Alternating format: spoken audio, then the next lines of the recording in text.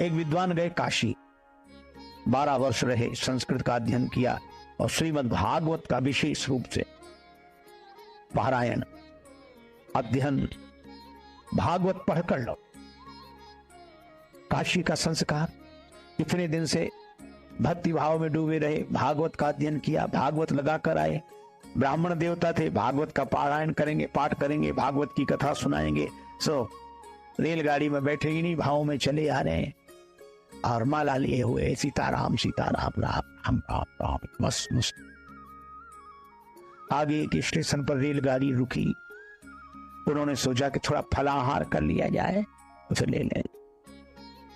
फल लेने के लिए नीचे उतरे तो जैसे ही जेब में हाथ डाला, जेब मतलब चलती ना जेब वाले बढ़िया, सो उन्होंने जेब में जो हाथ ऐसे डाला पैसे निकालने के लिए, हाथ डाला तो हाथ उस तरफ निकल गया।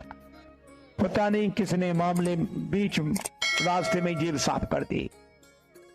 अब पंडित जी ने कहा राम राम राम राम, तो बड़ा अनर्थ हुआ। टिकट भी दे दिया, भैया रखो तुम अपने फल। बोले नहीं महाराज ले लो आप, थोड़े तो ले लो, अब नहीं पैसे तो नहीं। पंडित जी ने सोचा पहुंचे कैसे, टिकट भी नहीं है, पैसे सब कट गए, हम राम राम राम करते रहे, कोई काट के ले गया जी, क्या करें। अरे लोग भी बड़े अजीब, कम से कम राम राम करने वालों को तो छोड़ दो। तो राम राम रटने वाले पंडित जी की जेब काट दी किसी ने, रास्ते में सब ले गया।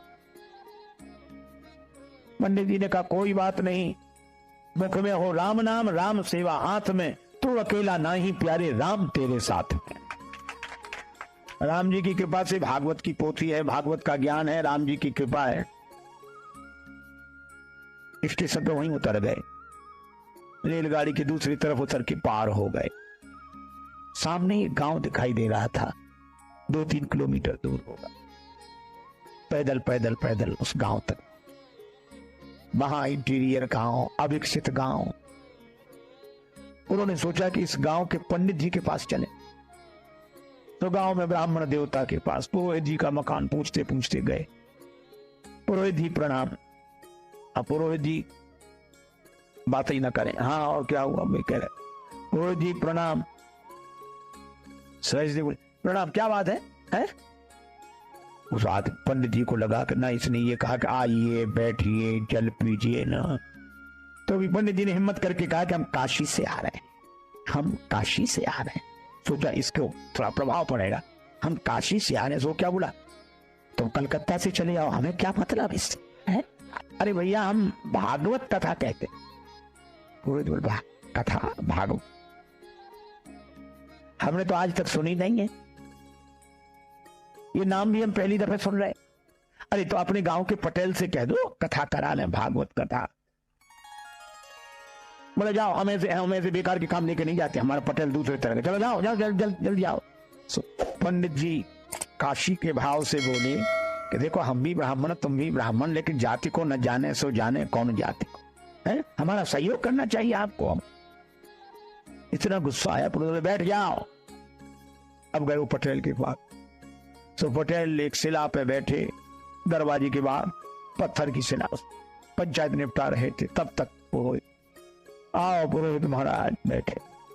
पुरोहित जी ने कहा पटेल साहब एक पंडित जी आए हैं, तो भागवत कथा ऐसी नाम बता रहे थे करते हैं, भागवत कथा करा ली जाए, भागवत हो जाए। पटेल बोले कैसी बात करते हो, इतने दिन से आज तक तो किसी ने ये नाम ही नहीं सुना, आप भी किन किन की बातों में आते हो भागवत, चलो बाबा भगाओ भगाओ उनको। नहीं, पंडित जी को बड़ा बुरा लगा कि इसकी वजह से हमको और गालियां सुनने को मिली। लेकिन तब तक पटेल साहब के 2 बच्चे छोटे छोटे नाती वहीं, अब उन्होंने रोना शुरू किया, क्या है क्या है। तो बोले हम तो भागवत देखेंगे, भागवत देखेंगे। उन्होंने समझा कि भागवत माने खेल होगा, जादूगर दिखाता है, मुंह से बड़े बड़े वो निकालता है और ऐसे, या बंदर नचाएगा भालू नचाएगा, वो भागवत देखेंगे भागवत देखेंगे। पटेल बोले चुप हो जाओ। बच्चे बोले नहीं हमें तो भागवत देखनी है, भागवत। अब भागवत सुनी जाती कि देखी जाती। तो पटेल पुरोहित से बोले जाओ बुला ले आओ उन्हें, हमारे बच्चे रो रो के परेशान है, बताओ जल्दी दिखाएं कैसी है भागवत। और पंडित जी जल्दी जल्दी गए उधर काशी से और लेके आए। पुरोहित बोले जल्दी करो चलो। अरे बोले भगवान स्नान तो कर ले, फिर समय से शुरू होगा मंगला। बोले जो मंगलाचरण और जिस सब नहीं चलता है। तो बोले नहा तो नहीं है ऐसी, नहा लिया तो चलो दिखाओ भागवत कैसी है। पंडित जी समझ गए सब मूर्ख ही है ये सब। उन्होंने जल लेकर आचमन किया, ओम अपवित्रो पवित्रो वा सर्वावस्थागतो पिवा। अब पहुंचे, अपना कंबल भागवत की पोथी विराजमान।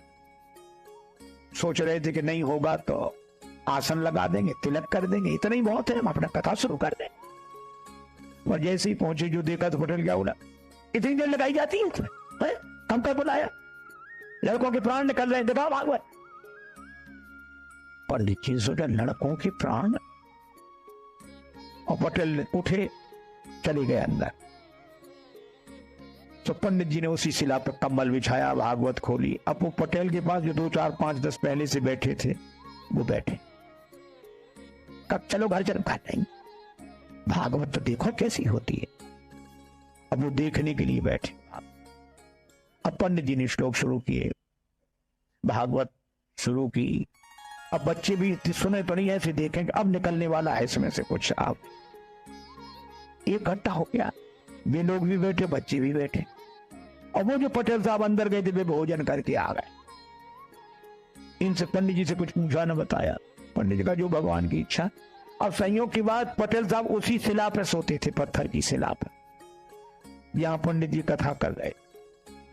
तो आए, इधर उधर देखा, तो पंडित जी की जांग पे सिर रख के सो गए। और जब सिर रख के सोए, सोने में कोई गड़बड़ी नहीं, पर सोने के बाद जो उनका जो शुरू हुआ। अब पंडित जी बड़े परेशान, इधर भागवत, इधर इतना बड़ा सिर, पहलवान आदमी, जांग फटी जाए, और वो इस लोग कहें वो बड़ा परेशान हो गया। और फिर पंडित जी ने सोचा यही तो मुख्य स्रोत है, यही कुछ देता लेता, फिर ये तो हो कर रहा है, और इधर जांग पर ये वजन। तो पंडित जी ने हटाया, अरे साहब भागवत वही है, सुन लीजिए, जीवन का फल है, पुण्य का फल है, ऐसे हिलाया। अच्छा, कुछ लोगों को सोने में कोई जगाते तो बड़ी आफत होती, उसको कोई जगाते ही नहीं था। गांव भर का प्रमुख जो हिलाया डुराया, अब वो जगा, लाल आंखें किए और बड़े क्रोध। पंडित जी की तरफ देखा, पंडित जी बोले पटेल साहब जाते भागवत सुन लीजिए, भागवत बड़ी अच्छी भागवत। और जो इतना कहा पटेल ने एक तमाचा दिया पंडित जी को बड़ा बुरा लगा, बेकार है, अब चाहे मिले जुले कुछ नहीं, चाहे जो कुछ हो। तो पंडित जी ने चद्दर फेंका, या होठ लगाए तो आप ही लगा, एक उन्होंने दिया पटेल में। अब दोनों गुत्थम गुत्था। तो जितने लोग वहां बैठे थे वो उनको अलग न करें, क्या बोले, हाँ भैया दूर हो जाओ, भागवत शुरू हुई, अब हुई भागवत शुरू। अब बच्चे भी दूर खड़े खड़े, हाँ। अच्छा, कोई अलग भी ना करें उन्हें, के एक तरफ करें, दोनों छूना नहीं कोई भागवत को, बिना नहाए हो कोरी हो जाओगे अगर छूट गया तो, महाराज कोई ना छुड़ावे। और वो गत्थम पत्थर पंडित जी होने के थे। गांव में अनाज रखने के लिए गड्ढा सा बनाया जाता है, खोड़िया बोलते हैं उसको, खाली पड़ी थी, तो दोनों लुढ़कते फुड़कते उसी में गिरे। अब पंडित जी तो बिना खाए पिए और तैयार, तो पटेल को पटका नीचे छाती पे चढ़ बैठे, और उसका गर्दन लगा तनातन तनातन तनातन, पटेल पर पूरा क्रोध। अब लोग ऐसे देखें, बोलो परमेश्वरी भागवत सुनना तो दूर, हमसे तो देखी भी नहीं जा रही। एक बोला अभी पंडित जी के शरीर में भागवत भरी है, पटेल पर चढ़ी भागवत, अब सब ऐसे हाथ जोड़ अलग हो जाए। अब ऐसे में पटेल का परिवार, पत्नी आई, हाथ जोड़ के बोली रोते हुए, भागवत महारानी मेरो भाग जिन फोर डारो, और मोह चाहे मारो मेरी लाज को रखैया दे। हे भागवत मैया, तुम्हें प्राण लेना है तो चाहे हमें मार डालो, और हमारे पति को छोड़ दो। बहन बोली, थापे मुख तेरो माता देख मुख मेरो आज, भैया दे छोड़ बड़ी भैंस और गैया ले, हमारी भैंस गाय सब ले जाओ, भैया को छोड़ दो। पुत्र भी कह रहा था दादा को छोड़ दो। पंडित जी समझ गए कि सब मूर्ख हैं यहाँ ये। तो पंडित जी क्या बोले, एक बारी ओंकार हूं, अब घबराई लोग, क्या बात। कहने लगे भागवत जिस पे चढ़ बैठती वो बचता नहीं। तो ये बचे कैसे? बोले बचे ना विनीत जा पे आन लगे फेरी मेरी, और जाके प्राण चाहो तो 500 रुपया दो। और जो पंडित जी ने 500 कहा, भागे परिवार वाले। कौन गिनता है ऐसे में? 1000 रुपए हो गए वे 500 के। इतनी बड़ी पोटली बनाई, ऊपर से पटकी। सो पंडित जी ने पोटली दो और दिए पटेल के, और बोले अब हुंकारी हूं करने लगे, सीढ़ी लगा, सीढ़ी डालो। अब सीढ़ी कौन लगा? सब भाग गए। और भागते हुए क्या कहें? बोले पटेल तो बड़े आदमी थे, सुनने बैठ गए। किसी गरीब गुरबा पे भागवत चल बैठी तो वो तो किसी तरह ने उठ ही नहीं सकेगा। अब सीढ़ी कौन डाले? सब लोग अपने अपने घरों में, पर 2-4 लोग थे, बोले हम। वे सीढ़ी लेकर ऐसे गए, ऐसे, और ऊपर से ही सीढ़ी ऐसे छोड़ दिया, भाग कर पेड़ों पे चढ़ छतों। पंडित जी बाहर निकले और भागवत लपेट के दूर तक गए। गांव वालों ने निकाला, बोले भागवत दूर तक निकली पर अभी खेलती जा रही है। पटेल को निकाला, लेकिन लोगों ने कहा अरे पटेल ये खून निकला, ठीक हो जाएगा, घाव सब ठीक हो जाएंगे। लेकिन गजब कर दिया, 7 पहरी पर झंडा गाड़ दिया। आज तक भागवत नहीं, भागवत तो करा ली। पटेल बोला हमारा क्या, आप सब 4 पंचों की महिमा है जो इस अधम शरीर से भागवत हो गई। बोलो। एक ग्वालिनी दूध दही बेचने के लिए वृंदावन में आती है और दही दूध बेचकर फिर जमुना जी पार करके अपने गांव में चली जाती। एक दिन उसका दही दूध जल्दी बिक गया। उसने सोचा अभी से गांव में जाकर क्या करूंगी, जरा वृंदावन में घूम कर देखूं। श्रीधाम वृंदावन में घूमने लगी। एक जगह श्रीमद् भागवत की कथा हो रही थी।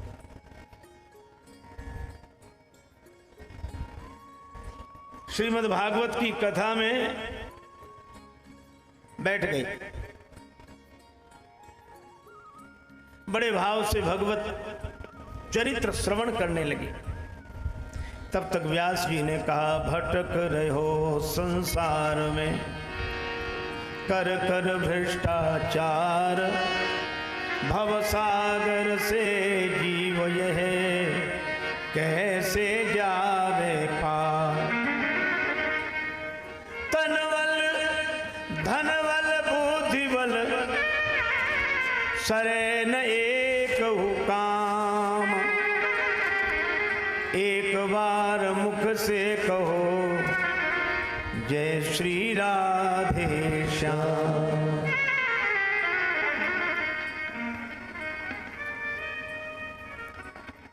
भवाटवी में भटकने वाला जीव भवसागर से कैसे पार जाए। तनबल धनबल बुद्धिबल इनसे काम नहीं बनता। एक बार श्री राधे श्याम। श्रीमद् भागवत की कथा में यही कहा गया, हरेर नाम हरेर नाम हरेर नामैव केवलम, कलौ नास्तैव नास्तैव नास्तैव गतिर अन्यथा। एकमात्र भगवान नाम का उपाय है, नहीं कलि कर्म न भगति विवेकु, राम नाम अवलंबन। ग्वालिन ने सोचा कि जब भवसागर से जीव पार चला जाता है, हमें तो जमुना जी पार करनी है, तो नाव वाले को मैं 2 पैसे क्यों दूं। उस दिन वो नाव वाले घाट पर गई नहीं, सीधे पहुंच गई जमुना जी किनारे। और जमुना जी किनारे पहुंचकर उसने शुरू कर दिया, राधे श्याम राधे श्याम राधे श्याम राधे श्याम राधे श्याम राधे श्याम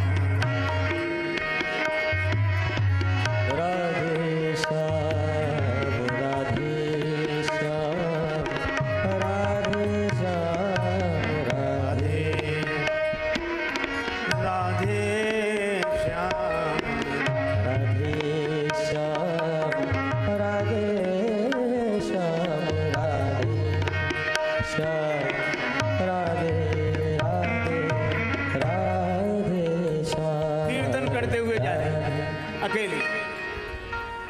जमुना जी का तट आ गया तो भी राधे श्याम।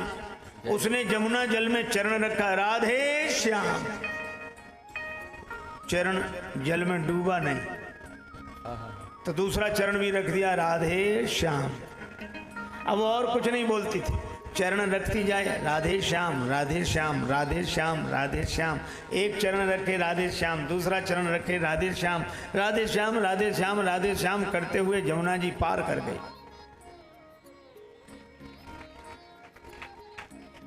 अब उसने नियम बना लिया, इधर से भी राधे श्याम करती जाए, उधर से भी लौटे राधे श्याम राधे श्याम करती जाए। 4 पैसे बचने लगे उसे। 2 महीने बीते, कुछ पैसे इकट्ठे हो गए। उसने सोचा जिन गुरुदेव ने इतना सुंदर मंत्र दिया है, उन गुरुजी का घर में बुलाकर पूजन करना चाहिए। गुरुजी को तलाशते हुए उनके घर पर पहुंची। व्यास जी के चरणों में प्रणाम करके कहा, महाराज कल हमारे यहां आपका निमंत्रण।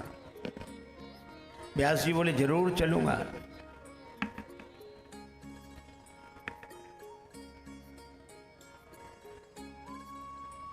दूसरे दिन वो लेने आ गई। व्यास जी पहले से ही तैयार थे, घड़ी छड़ी चश्मा नवीन वस्त्र। चले महाराज? हाँ चलो। आगे आगे ग्वालिन, पीछे पीछे व्यास जी। पर ग्वालिन नाव वाले घाट की तरफ ना जाए, इधर ही जाए सीधे जमुना जी के तट पर। व्यास जी बोले, बेटी नाव वाला घाट तो उधर है, महाराज आप इधर से ही आइए। व्यास जी ने सोचा कि इसने कोई वहां इंतजाम कर रखा होगा, छोटी मोटी डोंगी नैया का कुछ इंतजाम किया होगा।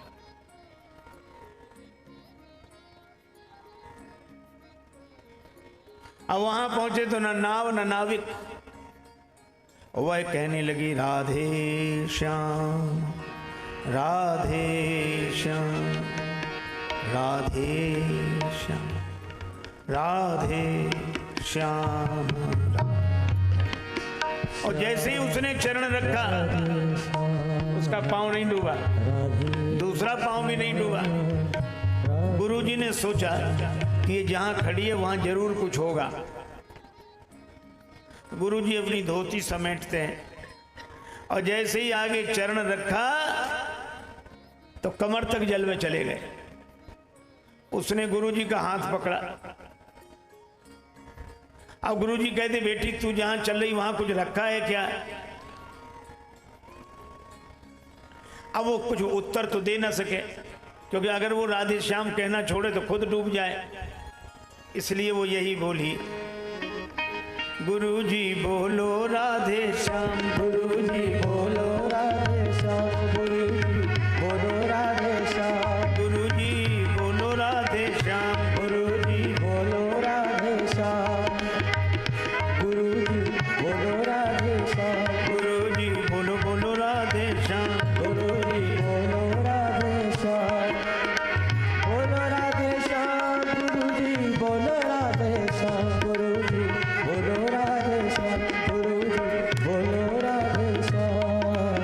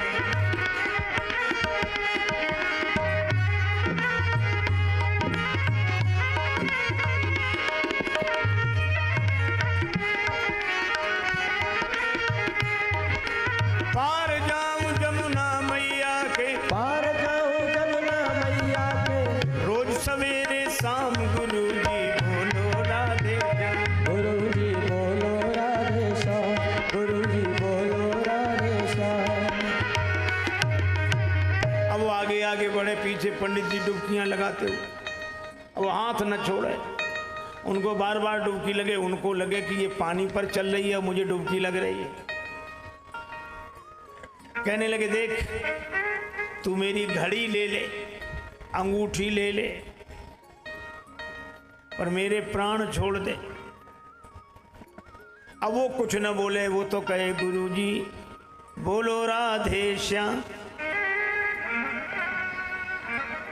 पंडित जी ने कहा कि मेरा बेटा बहुत बड़ा अधिकारी है, तुम्हें बहुत परेशान करेगा, और वो कहे गुरुजी बोलो राधे श्याम, और कोई शब्द नहीं, गुरुजी बोलो राधे श्याम। अब पंडित जी ने, व्यास जी ने समझा ये कोई जादूगरनी है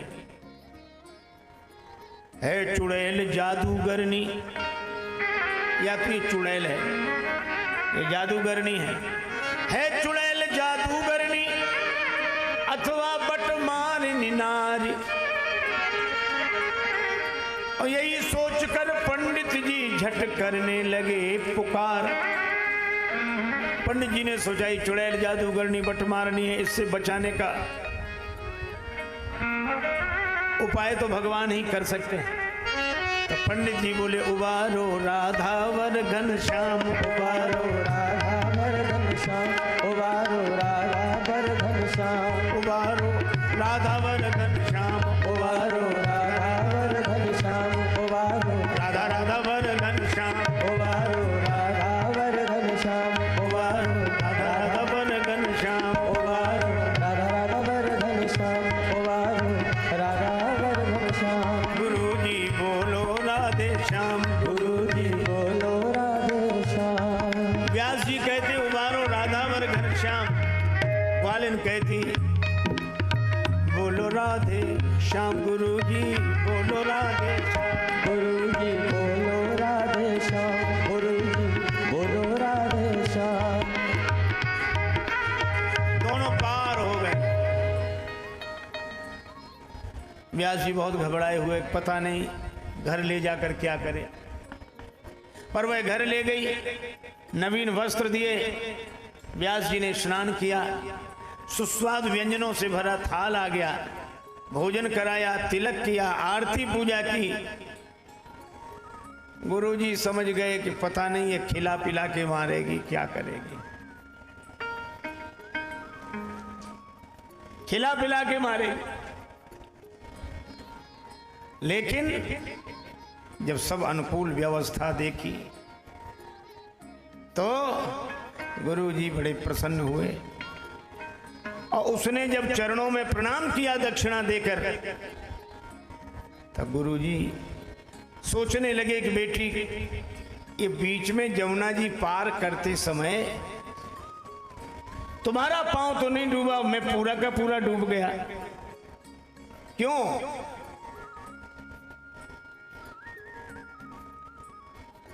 ग्वालिन ने कहा तन को धन को सुत संतति को अभिमान भरे अपने मन में,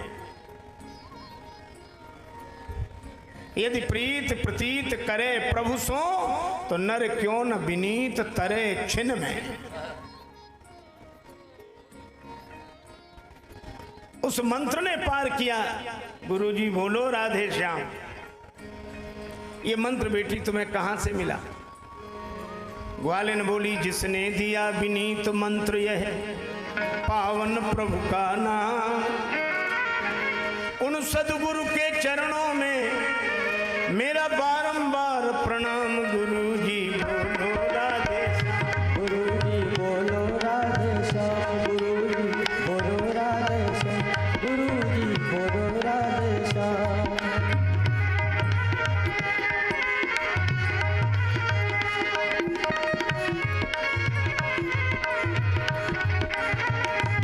गुरुजी बोलो बोलो बोलो राधे श्याम, बोलो राधे श्याम, गुरुजी बोलो राधे श्याम, गुरुजी बोलो बोलो राधे श्याम। गुरुजी बोलो बोलो राधे श्याम। व्यास जी के चरणों में प्रणाम करके बोली जिसने इतना पावन मंत्र दिया जो जमुना जी से पार करता है वह भव सागर से भी पार करेगा। मैं गुरुदेव के चरणों में प्रणाम करती हूँ। व्यास जी के नेत्रों से आंसू बरसने लगे। व्यास जी ने कहा कि मैं तो लोगों से कहता रहा भगवान का नाम लो भवसागर से पार जाओगे, पर मैंने कभी नाम इस विश्वास से लिया नहीं। पर धन्य है देवी, तूने मुझे भगवान नाम आधार दे दिया, विश्वास मिल गया। यह है भगवान नाम की महिमा। तो भगवान की माया से बचने का उपाय,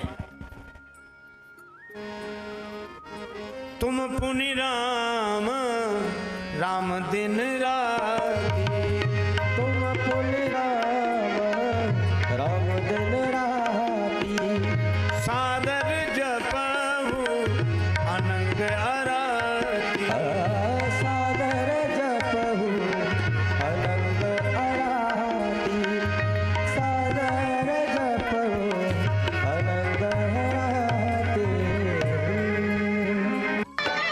एक व्यक्ति गया, भगवान शंकर का बड़ा नाम सुना था, दानी कहूं शंकर समनाही, सोचा उन्हीं से मांगेंगे। मांगने तो गया और जो शंकर जी का दर्शन किया, भी नहीं मांगे, लौट पड़ा वहीं से दूर से।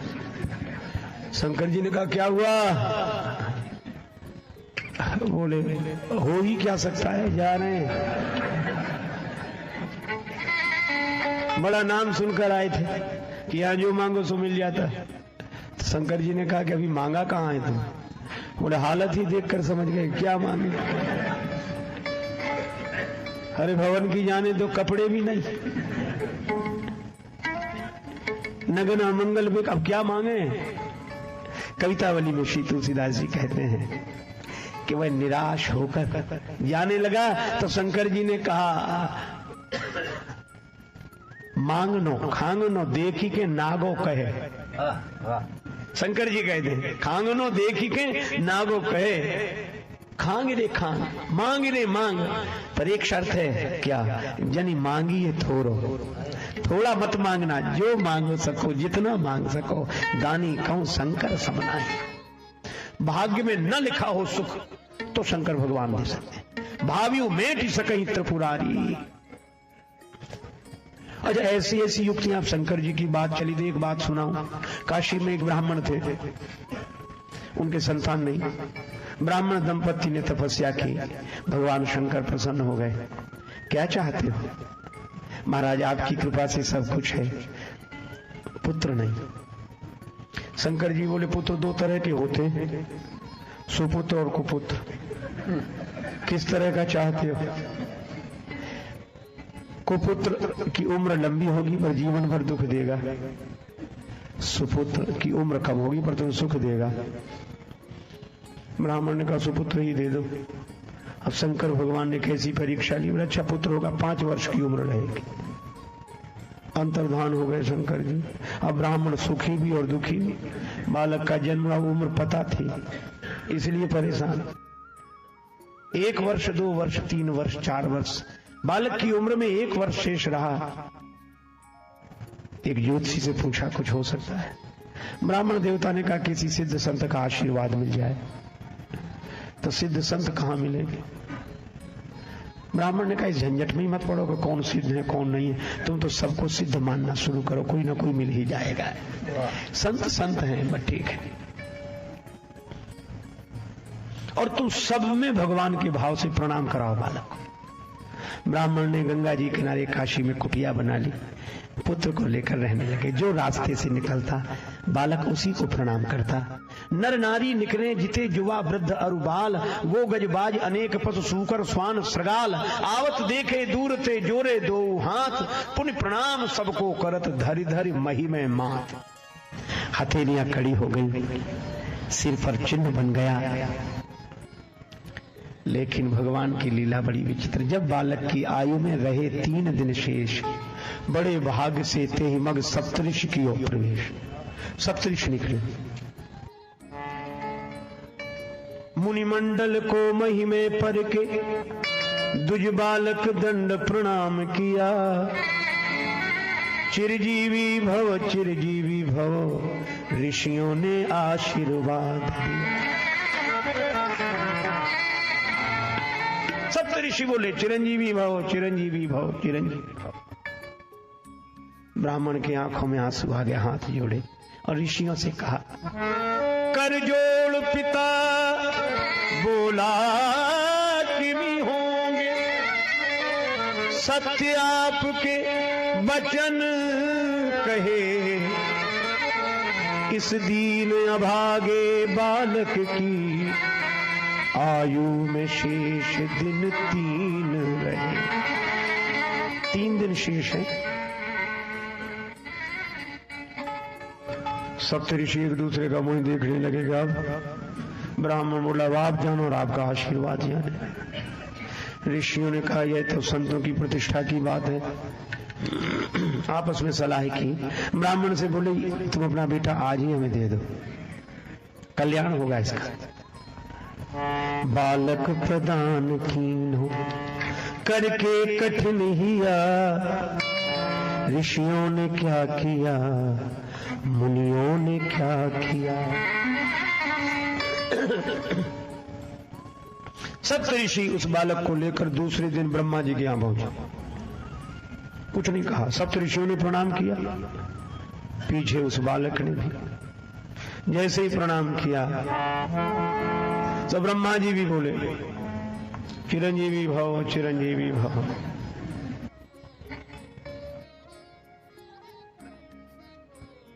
सुनी ब्रह्म वचन हंसी के मुनि मंडली चली।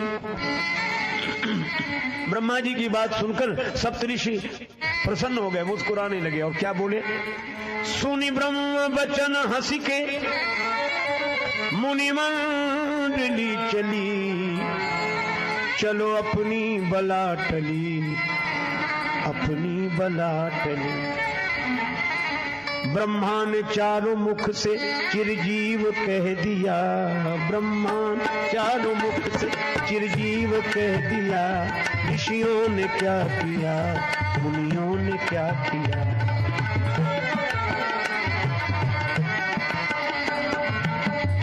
ब्रह्मा जी बोले, क्या बात है। सप्तऋषि बोले, इस बालक की आयु में 2 दिन शेष हैं, 2 दिन। ब्रह्मा जी बोले, हम तो आशीर्वाद देकर फंस गए। सप्तऋषि बोले, ऐसे ही तो कल हम फंस गए थे, लेकिन आज हम मुक्त हैं। क्यों? लोग कहेंगे सप्तऋषि झूठे, तो हम कहेंगे ब्रह्मा जी झूठे, तो सप्तऋषि झूठे, ब्रह्मा जी ने भी कहा। ब्रह्मा जी बोले, तो हमारी बात किसी तरह बना। बोले, आप ही बता, आप तो बुद्धि के देवता हैं। ब्रह्मा जी बोले, परिवर्तन हो सकता है। भावियु में सकई त्रिपुरारी, भावियु में भावियु में सकई,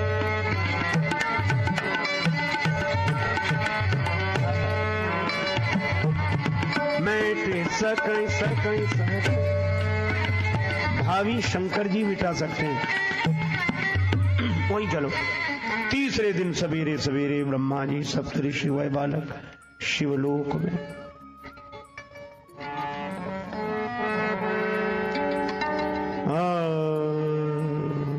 प्रातः काल भगवान शंकर विराजमान है। ब्रह्मा जी ने प्रणाम किया, ओम नमः शिवाय। सप्त ऋषियों ने ब्रह्मा जी के पीछे शंकर जी को प्रणाम किया और सबसे पीछे वह बालक भूतल परे लकुट की नाई।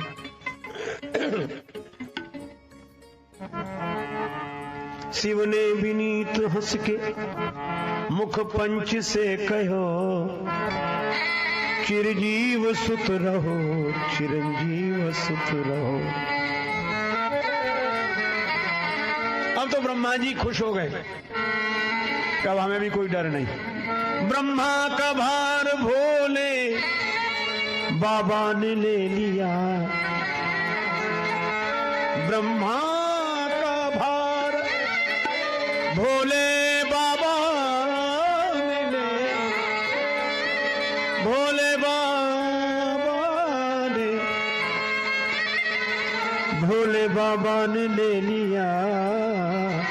ऋषियों ने क्या किया, मुनियों ने क्या किया। शंकर जी बोले बात क्या है? कहा आप जानो, एक दिन बचा है इसकी उम्र में, एक दिन शेष है। किसका बालक है?